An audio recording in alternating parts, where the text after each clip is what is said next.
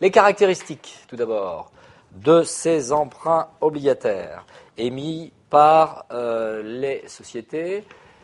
Emprunts obligataires qui figurent au passif du bilan, puisque dans les dettes financières, vous avez les postes emprunts obligataires, il y a les emprunts obligataires convertibles et les emprunts obligataires classiques. Nous ne travaillerons pas sur les convertibles aujourd'hui, sur les emprunts particuliers, on les appelle les emprunts particuliers. Nous verrons l'emprunt obligataire classique tout d'abord. Il faut bien connaître la comptabilisation de ces emprunts pour pouvoir comprendre ensuite la comptabilisation des emprunts de type particulier. Des terminologies à connaître concernant le prix d'émission, donc prix d'émission, PE, prix d'émission. Que représente le prix d'émission? C'est le montant qui est versé par l'obligataire, donc qui va apporter, si admettons le prix d'émission est fixé à 5 € par obligation, 5 € apportés ici donc à la société. Donc l'investisseur apporte 5 € à la société, prête 5 par obligation. Le prix de remboursement, qui n'est pas toujours égal au prix d'émission, le prix de remboursement, c'est ce que la société va rembourser à l'obligataire. Et une société peut émettre un emprunt à 60 et le rembourser à 62. Donc différence entre le prix d'émission et le prix de remboursement. Le nominal de l'obligation, on l'appelle aussi le pair. Le nominal. Le pair ou le nominal, c'est le montant sur lequel sera calculé l'intérêt. Comment je rémunère une obligation? Par un intérêt. Et l'intérêt est toujours calculé sur le nominal de l'obligation. Donc, pas de confusion entre prix d'émission, prix de remboursement et nominal.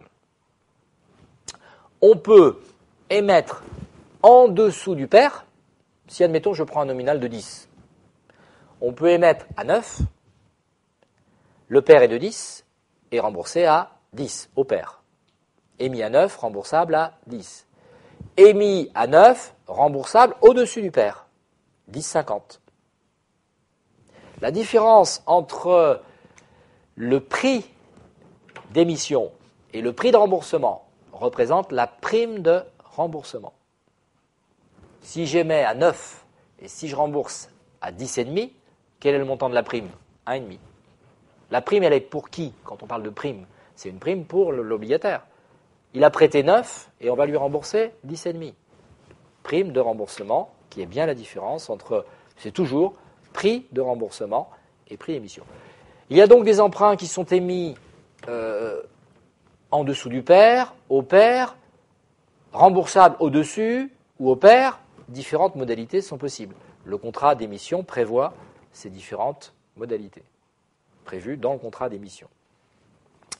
Les intérêts, avant peut-être justement de voir les intérêts, un petit exemple. Une obligation de 1000 émise à 996, remboursable à 1006. Donc nous avons ici un emprunt obligataire qui est émis en dessous du pair. Le pair est de combien? 1000. Émis à 996, on est en dessous du pair, et remboursable à 1006, au-dessus du pair. La prime, alors attention, la prime, parce qu'en fait il y a deux primes, si vous regardez bien ici. Il y a deux primes. La différence entre 996 et 1000, ça fait combien? Ça fait ici 4. Et on l'appelle la prime d'émission. Différence entre le nominal et 996, c'est la prime d'émission. Et après, la différence entre 1000 et 1006. 1006, c'est la prime de remboursement. Mais en plan comptable général, on ne fait pas cette distinction entre prime d'émission et prime de remboursement. Tout est prime de remboursement. C'est plus simple, c'est-à-dire que la prime de remboursement, je vous l'ai dit, c'est PR moins PE. Prix de remboursement moins prix d'émission. Prix de remboursement, 1006. Prix d'émission, 996. Prime de remboursement, 10. On ne fait pas la distinction double prime qui existe en réalité. Il y a une prime de remboursement. Deuxième exemple. Une obligation de 1000 émise à 1002. Remboursable à 1006. La prime d'émission positive 1002 et la prime de remboursement égale à 6. Là encore, la prime ici de remboursement, si on regarde bien, émis au-dessus du pair, remboursable au-dessus du pair. Émis à 1002, remboursable à 1006. 1006 moins 1002, cela fait une prime de combien? 4 euros. Qui peut être décomposée entre prime d'émission et prime de remboursement, mais la prime, c'est toujours, retenez ceci, la prime, c'est toujours la différence entre le prix de remboursement et le prix d'émission. Et dans le plan comptable, il y aura un compte de prime, et ce compte de prime va constater ce montant égal ici à, dans cet exemple, 4 euros. Les intérêts, soit fixes, soit le taux d'intérêt est fixe. La plupart du temps, les emprunts obligataires sont émis à un taux fixe, taux d'intérêt fixe, mais on peut avoir aussi des emprunts obligataires émis à des taux variables. Taux variables, référence à des taux observés sur le marché, qui est le taux de rendement des emprunts obligataires, donc variable en fonction du taux de rendement du marché obligataire, ou sur tout simplement des taux sur le marché monétaire, taux de bons du Trésor ou taux mensuel du marché monétaire, taux variable, aligné sur une référence. Très souvent, très souvent, intérêt taux fixe. Le remboursement des obligations maintenant. Le remboursement des obligations. Pour rembourser ces obligations, il y a plusieurs modalités possibles. Nous allons les étudier puisque nous allons étudier aussi les tableaux d'amortissement des emprunts. Alors il y a plusieurs modalités possibles. Soit on rembourse tous les ans. L'emprunt est donc remboursé annuellement. Ou soit on rembourse in fine. J'ai un emprunt sur 8 ans. Pendant 8 ans, je ne rembourse rien. Tout sera remboursé dans 8 ans.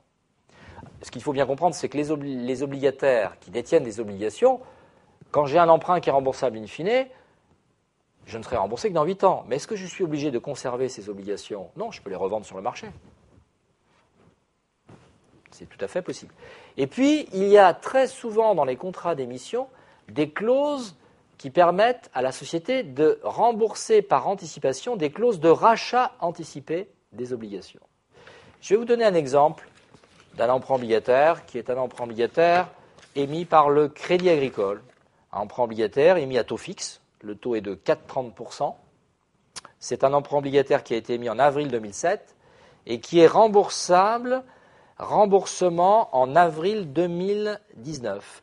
Les obligations seront amorties, on dit amorties, remboursables, amorties, le 30 avril 2019 par remboursement au pair.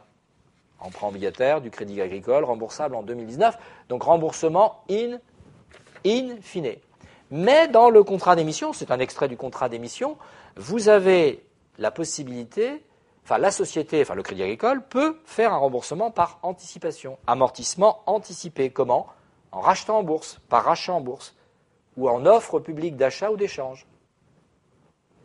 Et dans ce cas, le Crédit Agricole, s'il rachète en bourse les obligations, cela lui permet de se désendetter et de ne pas avoir à verser des intérêts encore sur ses obligations. Si le Crédit Agricole, dans 5 ans, a de la trésorerie, il va utiliser cette trésorerie pour racheter en bourse ses obligations à un prix suffisamment intéressant pour les obligataires en fonction du marché, en fonction du cours sur le marché, et ainsi il va se désendetter. Et ensuite, ces obligations qui sont rachetées sont annulées, bien sûr.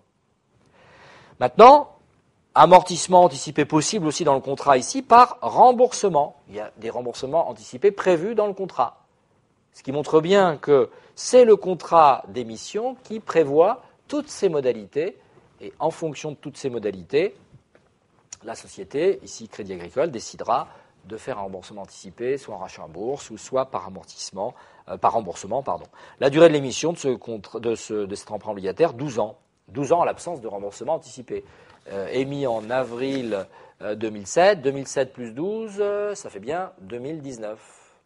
Donc un emprunt sur une durée de 12 ans. Les caractéristiques pour illustrer, c'est un montant de 450 millions d'euros. 450 millions d'euros. Obligation de 1 euro nominal. Le nominal est de 1 euro. Peut-être porté au maximum de 500 000, mais 450 000, c'est ce que demandait ici le Crédit Agricole. Le prix d'émission, donc ici, le taux de rendement on le donnait 4,30, le taux de l'emprunt obligataire. La période de souscription, ça ne se fait pas en 24 heures, hein, période de souscription 10 avril au 30 avril, 20 jours, pendant laquelle les investisseurs vont pouvoir souscrire à cet emprunt obligataire. Puis après, il y a la date de jouissance, parce qu'une fois que la souscription est terminée, 10 avril, 30 avril, la souscription est terminée. Donc date de jouissance de l'emprunt, 30 avril. Les intérêts sont reversés chaque année au 30 avril. Date d'entrée en jouissance et date de règlement. Intérêt, ici, qui est payé. Là, l'intérêt, il est trimestriel. On versera les obligations, rapporteront un intérêt trimestriel payable en une seule fois sur la base d'un taux d'intérêt trimestriel égal au taux annuel divisé par 4. Donc les intérêts sont payés par trimestre. Les intérêts aussi peuvent être payés annuellement. Emprunt obligataire. Caractéristiques. Les différents modes de remboursement de ces emprunts obligataires. Nous venons d'expliquer que l'on peut rembourser annuellement l'emprunt obligataire ou bien à la fin. Il est vrai qu'aujourd'hui, les emprunts qui sont émis sur le marché, la plupart des emprunts sont des emprunts qui sont remboursables in fine. Beaucoup d'emprunts aujourd'hui sont remboursables in fine. Avant, les emprunts qui étaient émis étaient d'une durée plus longue. On peut avoir des emprunts 18 ans, 16 ans, 18 ans, très longs, et remboursement au cours de la période de ces 18 ans, par exemple. Les différents modes de remboursement par annuité constante. Attention, par annuité constante. Qu'est-ce que c'est qu'une annuité constante ? Dans une annuité, vous avez toujours intérêt et remboursement. Remboursement du capital. On l'appelle l'amortissement du capital. C'est l'annuité qui est constante. C'est-à-dire que chaque année, si on parle sur une annuité, sur un remboursement annuel, chaque année, la société va consacrer le même montant au service de l'emprunt, puisque l'annuité est constante. Donc 100 000 euros, admettons, chaque année, d'annuité constante. Deuxième possibilité, amortissement constant. Et cette fois-ci, dans l'annuité, il y a toujours intérêt plus amortissement du capital. Ce n'est plus l'annuité qui est constante, c'est l'amortissement. Et l'annuité n'est plus constante à ce moment-là. Si l'amortissement est constant, l'annuité n'est plus constante. On va le voir sur des exemples. Et si l'annuité n'est plus constante, si l'amortissement est constant, l'annuité n'est plus constante, et l'annuité, elle est dégressive. Pourquoi ? Parce que les intérêts sont dégressifs. Puisque je rembourse, je calcule les intérêts sur le capital restendu. Le capital restendu diminue, donc les intérêts diminuent. Donc l'annuité va diminuer. Donc, annuité constante, toujours le même montant. Amortissement constant, donc l'annuité n'est plus constante, elle est dégressive. Et puis, in fine, les amortissements, donc, remboursables, in fine. Donc à chaque échéance, l'émetteur ne verse que des intérêts. Ici, donc, maintenant, il y a l'in fine, on dit relatif, parce que lors de chaque échéance, il ne verse que les intérêts. Et maintenant, il y a l'in fine, absolu. L'émetteur ne verse rien pendant la durée de l'emprunt. Et au moment de la dernière échéance, il va rembourser toutes les obligations et tous les intérêts composés. Bon, cette deuxième possibilité est très très rare. La première possibilité, in fine relatif, c'est ce que nous avons dans le cas du Crédit Agricole. Tous les trimestres, là c'est trimestriel les intérêts, on verse les intérêts tous les trimestres, et par contre, le remboursement de l'emprunt se fera dans 12 ans, sauf s'il y a remboursement anticipé. Donc le in fine relatif, c'est le mode le plus fréquent. Nous abordons des problèmes un petit peu plus techniques, puisque nous allons travailler sur les tableaux d'amortissement des emprunts obligataires, et nous allons revoir ce que nous venons d'expliquer, annuité constante, amortissement constant, in fine.